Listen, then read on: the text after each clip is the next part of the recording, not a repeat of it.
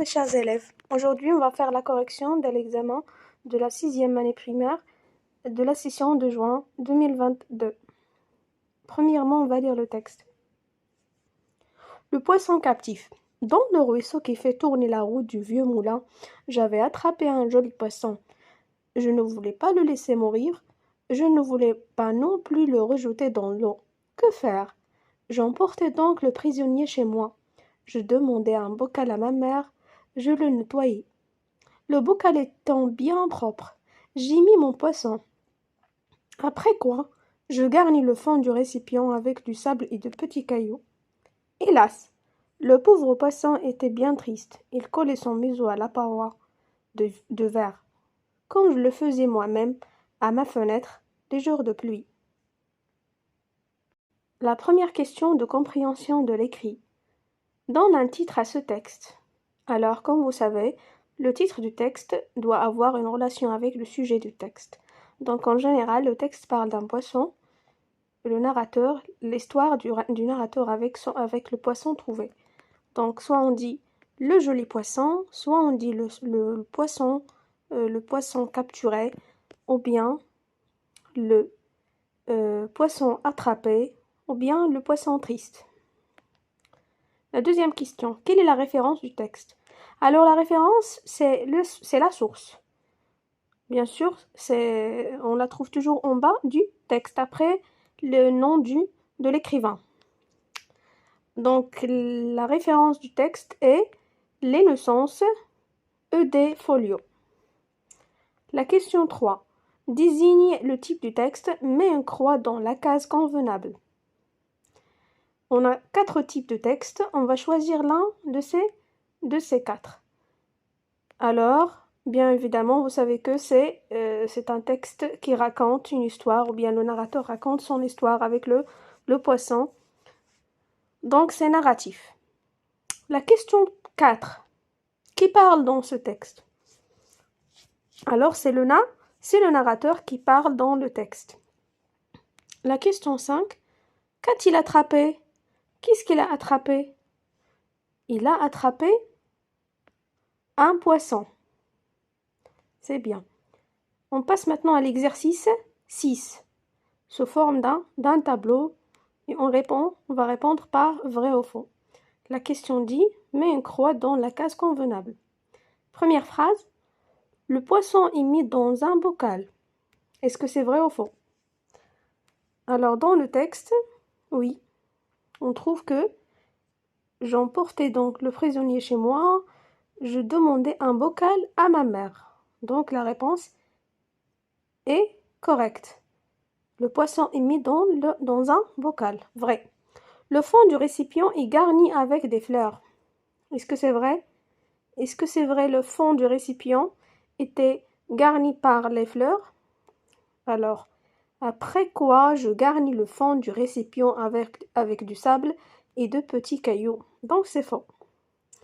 Le fond du récipient était garni par des cailloux et du sable. La dernière phrase, le poisson était bien triste. Oui, c'est correct. À la fin du texte, il y a une phrase qui dit que le pauvre poisson était bien triste. La dernière question relève du texte la phrase qui montre que le narrateur et le poisson avaient une réaction commune. Commune, c'est-à-dire la même réaction. La réponse se trouve à la fin du texte, puisque c'est la dernière question. Donc, il collait son museau à la paroi du verre, comme je le faisais moi-même à la fenêtre les jours de pluie. Donc ça, c'est la réaction commune entre le narrateur et le poisson. C'est tout pour la compréhension de l'écrit. On va passer maintenant au lexique. La première question de lexique, je cherche dans le texte les antonymes de ces mots. Le contraire de lait et le contraire de sale. On va chercher dans le texte. Alors, comme vous savez que laid, c'est-à-dire moche. Alors, on va lire le texte et on trouve le bon synonyme, ou bien le bon contraire. Joli. Joli, c'est le contraire de laid. Maintenant, on passe au deuxième mot. Sale. Le contraire de sale. C'est quoi le contraire du sale? Sale, c'est propre. Le contraire de sale, c'est propre. On passe à la deuxième question. Cherche dans le texte les synonymes de ces mots. Mécontent, capturé. Mécontent, on va trouver mécontent dans le texte. Le contraire de mécontent, le synonyme de mécontent dans le texte, on le trouve à la fin du texte. Hélas, le pauvre poisson était bien triste. Donc mécontent, c'est triste. Et capturer, c'est le synonyme de capturer, c'est attraper. Au début du texte, à la fin de la première ligne. Attraper, capturer. Alors c'est ça là, la réponse de cet exercice. La troisième question. Ajoute le préfixe ou le suffixe convenable pour former de nouveaux mots. Propre. On va ajouter un suffixe, c'est-à-dire quelques lettres à la fin du mot pour former un nouveau mot. Propre, on va dire propreté en ajoutant ET. Accent à la fin.